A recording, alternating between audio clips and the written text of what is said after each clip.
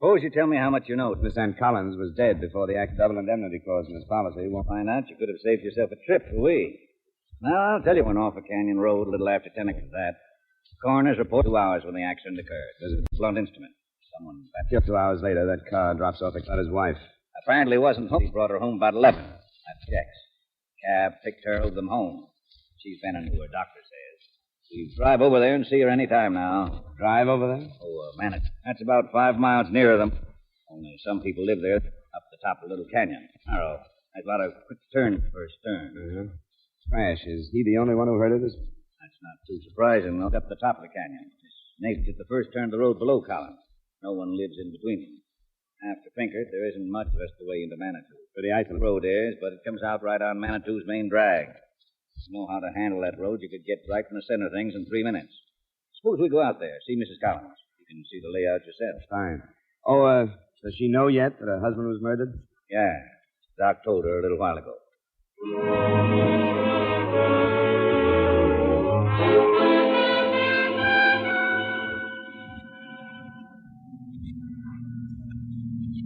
Now, that's where the car went over there. Uh-huh.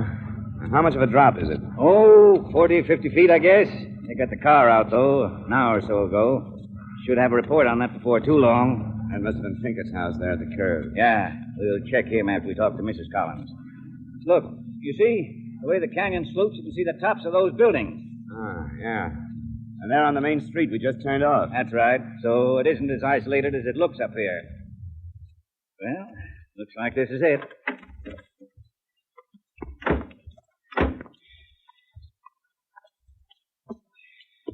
This altitude will cut your wind.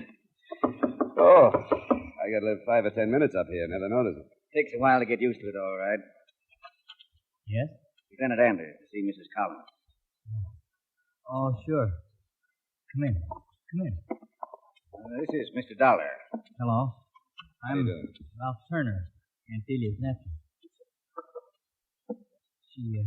She's this way, living here. Aunt Delia, this is Lieutenant... Lieutenant Anders, Mrs. Collins, Colorado Springs Police. Oh, yes, Lieutenant Anders. And this is Mr. Dollar. He represents your husband's insurance company. I see. Mrs. Collins? Well, sit down, gentlemen. Ralph, please, all of you. Where's your mother, Ralph? I think she's in the kitchen. She thought you ought to try to eat something. Oh, my. Tell her not just yet.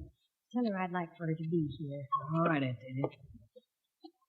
Well, none of us know what to do, you know. It's just unbelievable. We're very sorry, Mr. Collins.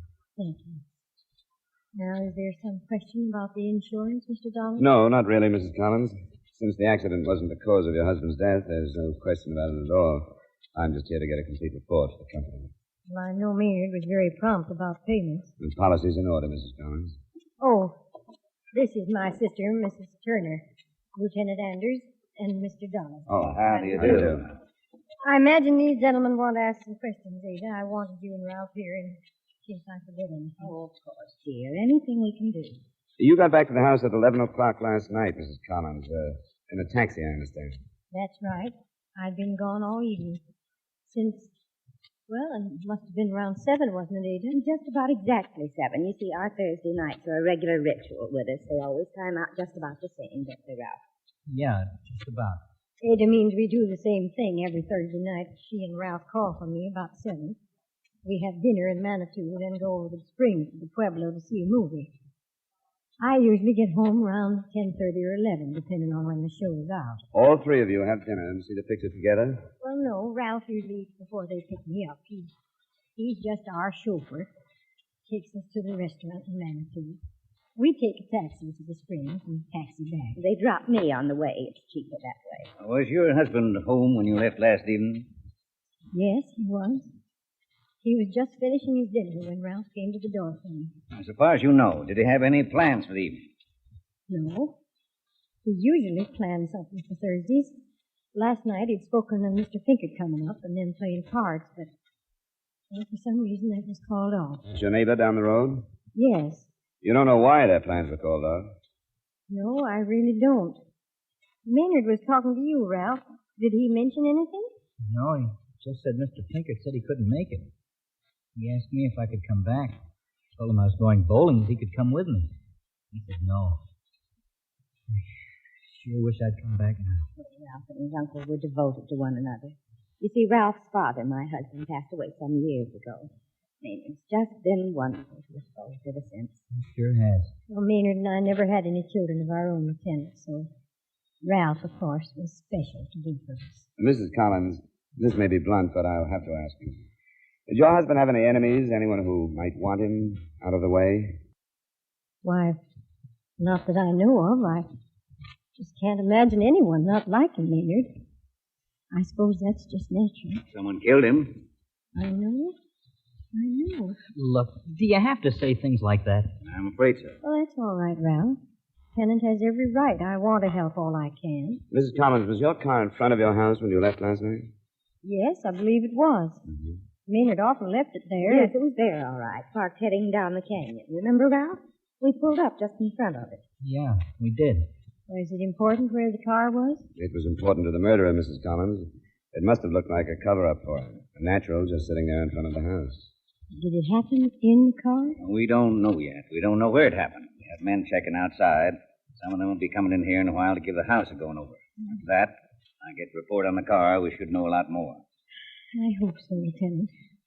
Whoever it was, I hope you find him soon. We'll get back to you, Mrs. Collins. We'd appreciate it if you'd stay here together. We may want to talk to you again. We'll be here.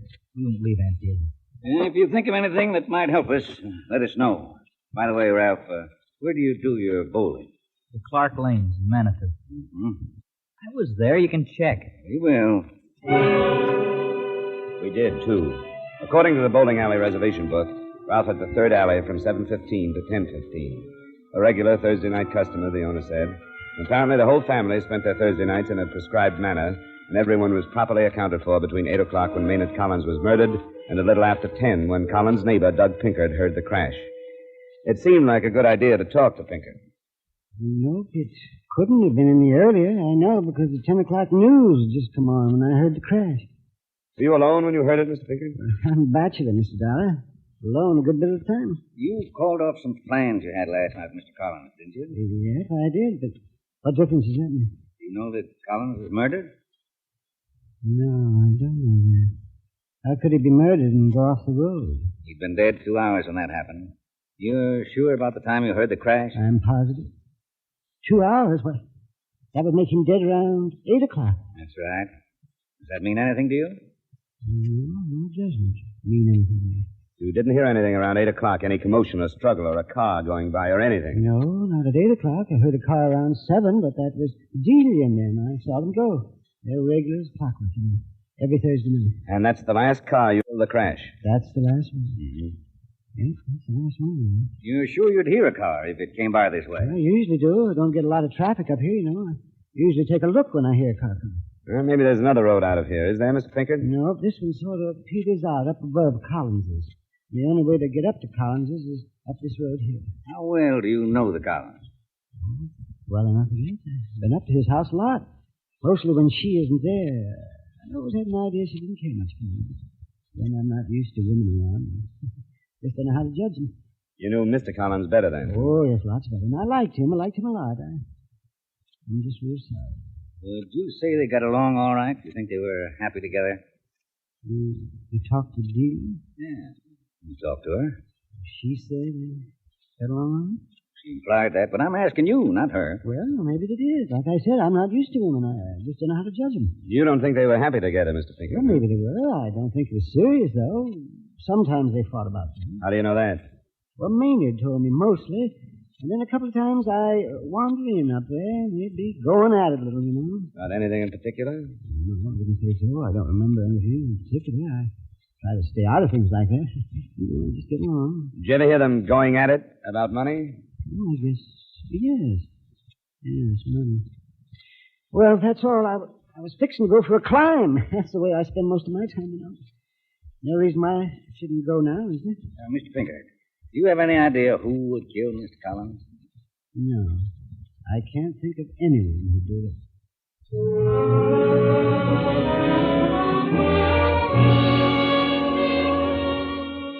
Somehow I had the idea that Pinkard was ordinarily a man of very few words, that he'd said more in the last 10 minutes than he had for the last 10 years. But You never know. Anders was pretty stumped. I didn't blame him. No scene of the crime, no murder weapon. No one wanted Collins dead. It wasn't going to be easy. Back at headquarters, a new development was waiting for us. His name was Clint Bingham. I was on a service station, Manitou. Maynard, Mr. Collins, called me about 7:30 last night. Told me he had a flat tire and wanted me to come change. I was low and had a couple of customers, and I thought I might come up when it goes up for the night. And I did. What time was that? It was right at 8 o'clock. Wow. Well, I get up there, knock on his door, lights around the house, and then past the door. Figure he's gone somewhere, and go back. Keys were in the car, so I changed the tire, flattened my stuff, and moved. And so, except, maybe I'm imagining this. What? Well, it seemed to me I heard something. Something brush. It could have been man or something. And, I don't know. A bit later, it sounded like something sort of running. I wouldn't want to say for sure. Did you tell what direction the sounds came from? It seemed like it was down the Pinkers. Uh-huh. I don't think much about it. Pinkers always find it around the line. How about that? Yeah, I checked in with you earlier, only I went hunting with you this morning. Just got back in. I heard about it. Just a minute. Anders. Got a couple of things for you, Lieutenant. Looks like Collins was killed with some brush not far from his back door. Pretty spruce, though. How about the weapon? Yeah, they're still looking. They've checked the cars, nothing there. Just got a call from the emergency hospital. That fellow Pinker reported the crash. Yeah? He walked in front of a car over in Maynard. Pretty bad shape.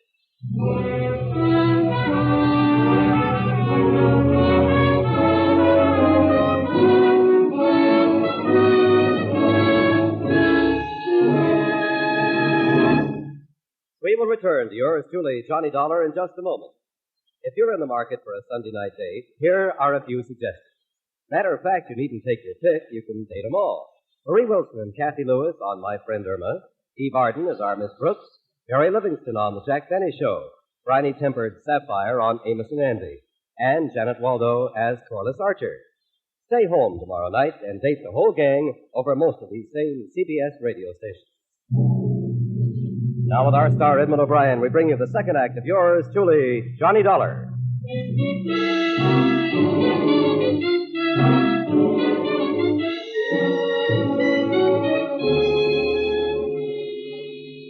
It was going to be a while before Pinkett would be in condition to talk. According to the driver of the car and witnesses, Pinkett never even looked, just walked out into the path of the car. One of the witnesses, the kid who worked at Clint Bingham's service station, said Pinkett had come in, asked for Clint, and took it very big when he learned he had gone hunting. Finally, Pinkett came around, and Anders and I listened. I knew Kent was up there at Maynard. I heard him come and go. I'd have told you, too. You just said Maynard was murdered about the time I knew Kent was there. And Kent's a good boy. I wanted to hear him say he was there first. Before I told you. Holding evidence. Serious. I don't care if it is. Man don't have too many things. Kent and Maynard, the only two I had. Maynard's gone. I can't lose Kent, too. Until I'm sure. Why did you walk in front of the car, Mr. Pinkett? Boy said Kent had gone hunting. I was afraid maybe he was running away. I didn't see any car. Clint says he heard someone running near your house when he was changing Collins' tire. Is that you, Pinkett? It was not. I never left the house last night. Suppose you did leave the house. Suppose you killed Collins out behind his house. Clint came, he interrupted you, so you ran. You knew he might have seen you, so today you had to get to him before he got to us. Why would I kill him? Why would you kill him, Pinkett? Ask her, DJ. Ask her what they thought about yesterday. People always think this. I'm not going to say that. The doctor motioned us out of the room. Anders wasn't buying the quarrel or anything else much that Pinkett had said. He decided to stay at the hospital until Pinkett could talk again. With his permission, I went back to Delia Collins. She was alone. I sent Ralph and Ada home for a change of clothes and rest. I'm stronger now, and the strain's been so much for me.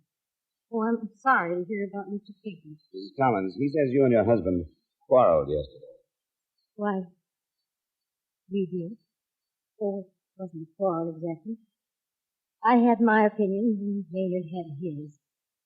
I'd really forgotten Mr. Pinkett was a woman and nothing. I don't see how it could be important at all now. Anything's apt to be. Might be a big help.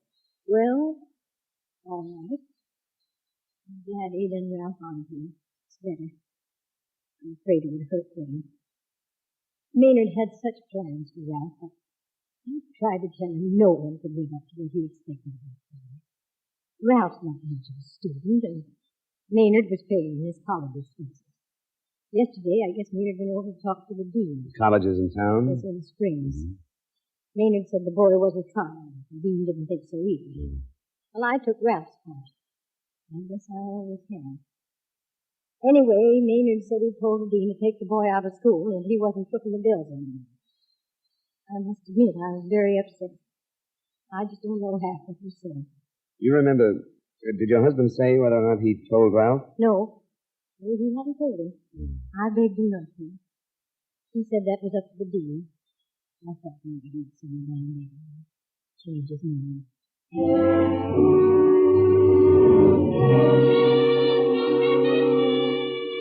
It didn't seem like much to bother Anders with, not until I knew more. And when I knew more, it wasn't worth it. Dean Mitchener at the college hadn't told Ralph anything about his uncle's visit the day before. He'd planned to tell him the next morning. But after he heard about the tragedy, he decided the news would keep. I told him where he could reach me, and I rejoined Lieutenant Anders at the hospital. They came up with the murder weapon, found it half buried under some brush. The canyon slopes down toward the main street. It's a tire iron. Bingham's? He says it isn't his. Tire irons are pretty much alike. We're checking his prints against those on the iron. I can't figure Bingham showing up like he did. We wouldn't have known he was there if he hadn't told us. He could have thought Pinkard had told us, or that he would. Still don't know anything about the motive. I'm waiting to put the two of them together. Someone's got to give. Pinkard's still in bad shape? Doc says to wait a while. Okay, thanks. Be right back. Thanks, Aunt Sebastian. Johnny Dollar. This is Dean Mitchell, Mr. Dollar. Now, this may not be worth anything to you, but I've just found out Ralph did know that his uncle was removing him from school. He did? How? Now, my secretary seems to have told him. She was here when Mr. Collins came yesterday. Being a friend of Ralph, she told him late yesterday afternoon. Something about she thought she should warn him. I see. Well, I certainly appreciate your calling me, Dean Mitchell. I'm very upset about this breach of trust, Mr. Dollar. I want you to know that I intend to do something stringent about it. Now, don't be too hard on her, Dean. She may have done us all a favor. And as Ralph did know Collins was taking him out of school, Dean's secretary told him. He did, huh? It's the nearest thing to a motive we've got. Yeah. How about the bowling alley? He was there 3 hours last night. I'd like to check there again, if it's okay with you. Go ahead. I'll try anything. I'll have him picked up and brought here.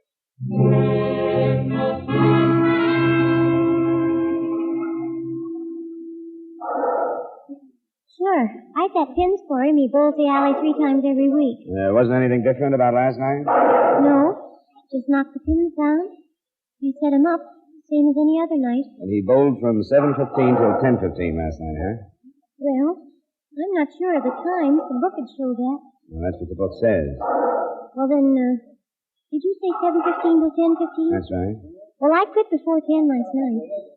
You're sure about that? Sure, I'm sure. I was home by 10, a couple miles from here. And I'll tell you something else. No one bowls on my alley from about 7:45 to 8:15. That's when I eat my dinner. My alley's closed then. The time's fit. Ralph could have made it up to his uncle's and back while the pin girl was eating the dinner. But if he'd driven up the canyon, Pinkard would have heard him. Maybe he hadn't driven up. There's that to consider. Lieutenant Anders was considering a lot of things when I got back. Oh, come in, Dollar. Ralph here was beginning to open up a little. He doesn't deny he knew Collins was taking him out of school. Why should I deny it? It didn't mean anything to me going to school. Uncle Maynard's idea in the first place. I'd have to have a better reason than that to kill him. Did you have a better reason, Ralph? Suppose I was bowling last night. You weren't bowling from 7:45 till 8:15 when your uncle was killed. Sure of that, Dollar? The pin girl was having a dinner then, always does, she said. How about that, Ralph? So maybe I wasn't bowling so long. What'd you do in that half hour? I don't know. Nothing important. Did you leave the bowling alley, Ralph? I don't know. Here, Lieutenant, the last set of prints checked. Thanks, Sergeant. Thanks very much. These are your prints, Ralph. Murder weapon. It didn't have anything to do with school. I left the bowling alley, all right. I Couldn't stand just walking around knowing what I knew. Then you got a hold of him. Ran to the car. Grabbed for something heavy and went up there. Walked there. Did you walk past Mr. Pinkett's? No, not the road. I climbed the canyon. Pinkett always knows who comes and goes. I got up to the back door of the house. Mr. Maynard was there on the back porch. Mr. Fire. Never made a sound. I anchored down a ways. I heard a car out front. I ran and back to the canyon, maybe. Road, maybe. I saw on the back door. But you went back again, didn't you? Yeah. I thought about him. How they'd find him. Maybe even Aunt Delia or Mom. Yes, and I went back. I remember the car out front. Just a minute. Why'd you do it, Ron? It was just him.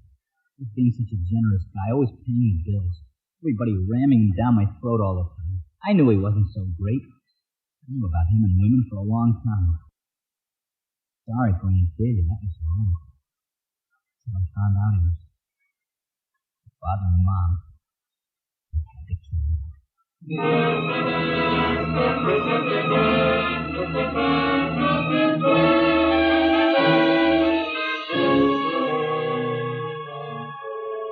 Ralph's mother corroborated his story, and when they got through telling it to the jury, it was a very quick decision for justifiable homicide. Expense count item 2, $175, transportation back to Hartford. Miscellaneous expense account total, $310. Remarks? The company need only pay the straight life value of the policy. The double indemnity clause was never even a factor in the case. In view of the real factors involved, I can wish that Maynard Collins had gone over that canyon in an accident. It would have been cleaner and kinder all the way around. That's true. Johnny Dollar.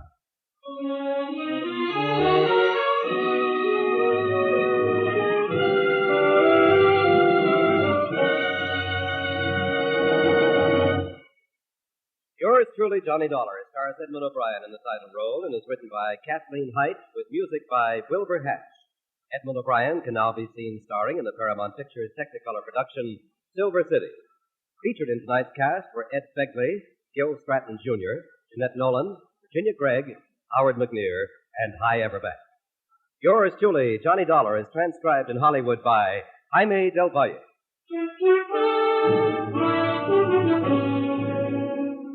This is Dan Cumberly inviting you to join us next week at this time when Edmund O'Brien returns as... Yours truly, Johnny Dollar.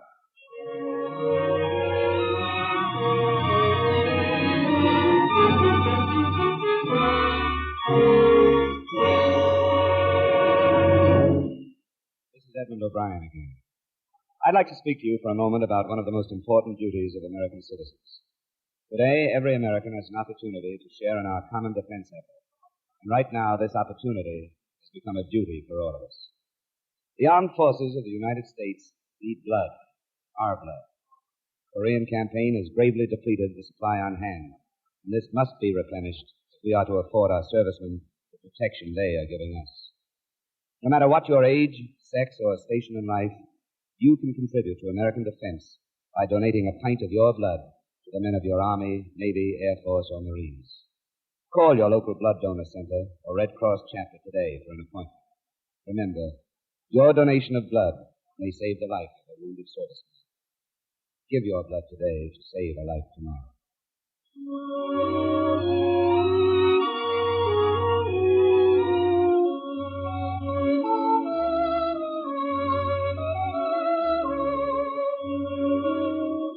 A little earlier, we mentioned the ladies who'll be on CBS Radio tomorrow night.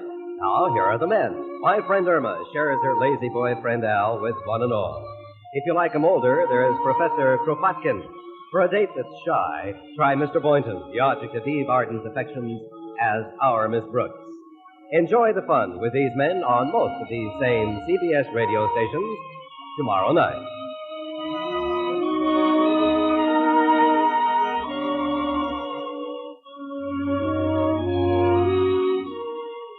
This is the CBS Radio Network.